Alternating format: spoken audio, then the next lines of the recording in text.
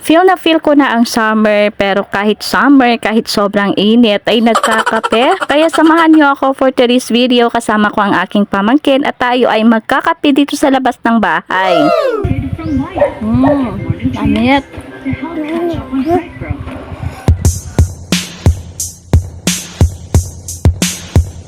Kung makikita nyo nung kahapon na in-upload ko na video ay meron akong kamuting kahoy. Gawa ng malapit na maubos ang puno ng aming kamuting kahoy sa bahay namin dun sa bayan. Kaya kinuha ko na lang yung natira. At nang sa gano'n naman ay matikman namin kasi hindi namin alam kung sino ang kumukuha doon. So habang nagluluto ako dito sa labas ng aming bahay ng linagang kamuting kahoy at dito naman sa loob ay nagluluto din ako ng adobong atay ng manok na may itlog. Yan kasi ang ulamin namin mamayang hapon. Kaya maagang maaga pa lang ay nagluto na ako kasi nga sabi ko mamaya ay parang tinatamad na ako. Sa mga hindi pa alam kung paano magluto ng atay ng baboy, ng manok ay bahala kayo, problema nyo na yan. Basta ako, nagluluto ako, pinapakita ko sa inyo pero wag naman nyo gayahin kasi nga sobrang laki ko na dahil sa katakawan na yun. So ayan po at naluto na siya o diba parang makakain na talaga ako. Ayun at tamang-tama ay naluto na rin yung aking nilagang kamuting kahoy and then nilupak ko lang siya. Hindi ko na na-videohan ang paglupak ko ng saging kasi nalobat yung cellphone ko, hindi ko na nakalimutan ko na nagbablog pala ako. Yan talaga ang aking problema, nakalimutan ko lang ang lahat ng bagay, wag lang yung pagkain, char.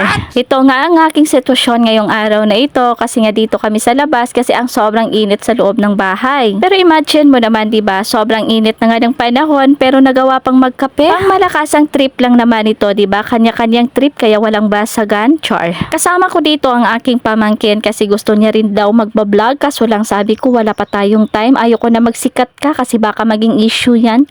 So pa-chill-chill lang ako dito sa labas ng bahay ko kasi nga happy ako kasi nga meron akong isang tasang kape. Ganyan talaga ang buhay ko, basta may kape lang sa umaga and then kape sa tanghali, sa hapon, all goods na ako yan. Meron na talaga akong ikwento sa inyo guys, ewan ko ba kung saan ako ma-start ma-start o saan ako mag-stop o diba, basta ang haba na sang kwento ko. Sa buhay ko kasi sobrang bait ko sa mga tao, yung tipong ako na nga ang tumutulong sa kanila pero may mga tao talaga na kaya kang ibagsak para lang sa ano ba yung tawag dito?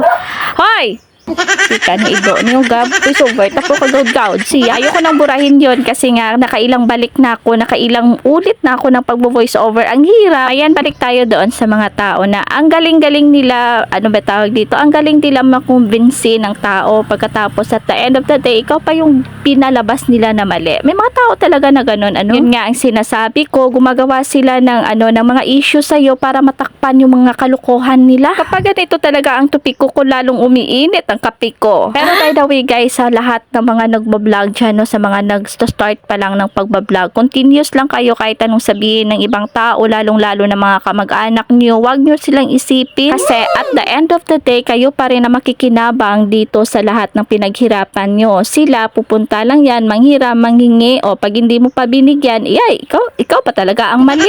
Pero nung time na nag-start ka pa lang mag-vlog, never sila nag-support sa'yo, besides, binabash ka pa nila. Pero reality talaga yan in life, kaya akong tao, kahit sabihin mo na maganda ang ugali mo, hindi ako naniniwala kasi walang perpektong tao sa mundo. Mas gugustuhin ko pa na maging prangka yung kaibigan ko kaysa medyo tahimik, nasa loob ang kulo. So alam ko na marami kayong kakilala kagaya ng kakilala ko. So ayan pala, sa mga nagtatanong dyan, meron akong bagong page para sa real estate talaga to, sa mga property na mga binibenta ko. Hindi ko kasi nilalapag or hindi ko kasi pinupost dito sa aking profile. So ayan po siya guys, paki-follow na lang po and then lahat-lahat dyan marami kayo makikita and then update sa lahat ng mga projects dito sa Iloilo.